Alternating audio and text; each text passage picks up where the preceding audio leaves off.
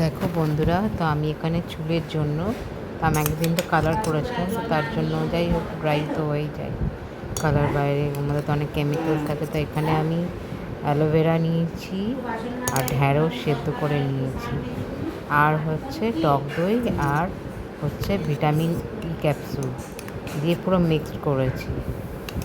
Mix করে এবার একটা চুলে একটা শ্যাম্পু নিয়েছি। তোমার যে কোনো শ্যাম্পু ইউজ করতে পারো, যেটা তোমাদের পছন্দ। তো আমি এখানে ট্রেসমি নিয়েছি, ওটা দিয়ে পুরো মিক্স করে তারপরে আমি শ্যাম্পু করে নিয়েছিলাম। এত ভালো রেজাল্ট এসছে, তোমরা এটা বাড়িতে ট্রাই করবে। একটা আলাদা একটা কন্ডিশনার আছে, একটা চুলটা সফটনেস আছে, শাইনিং হয়, মানে ভীষণই ভালো এটা। তোমরা এটা ট্রাই করে বাড়িতে দেখতে পারো। তো আমাকে কেমন লাগলো অবশ্যই কমেন্টে জানাবে তোমরা। দেখো একটা পাত্রতে আমি ঢেলে নিলাম।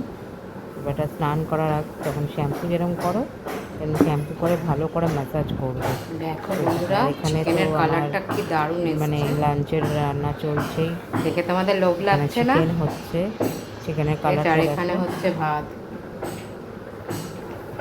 আর হচ্ছে এখানে বিলেতি আমড়ার চাটনি। এটা লাঞ্চের মেনু। তো এখন তো বাজে ওই 12টার মতো। এখন তো এখানে ঢ্যাঁড়স ভাজা হয়েছে। এটাই আমাদের আজকে লাঞ্চের মেনু। তো চিকেনের কালারটা মানে অসম্ভব ভালো এসেছে। দই দিয়ে দিয়ে করেছি, যেরকম নর্মাল মাংস করে দই দিয়েছি।